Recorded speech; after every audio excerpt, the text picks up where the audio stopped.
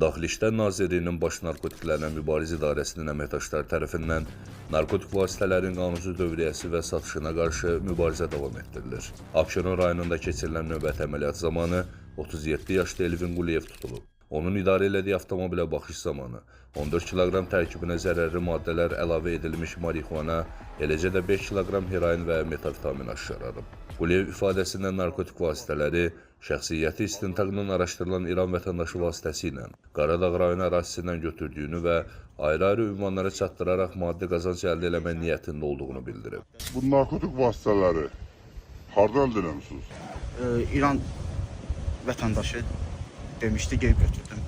Özü yazdı nömrə vasitəsilə. Götürəcəksən, narkotik maddədir. Mən dediyim yerə qoyacaqsan arasa, gəlib götürəcəklər. Faktla bağlı cinayət işi başlanılıb, saxlanılan şəxs barəsində məhkəmənin qərarı ilə həbs qəti imkan tədbiri seçilib. Əməliyyat istintaq tədbirləri davam etdirilir.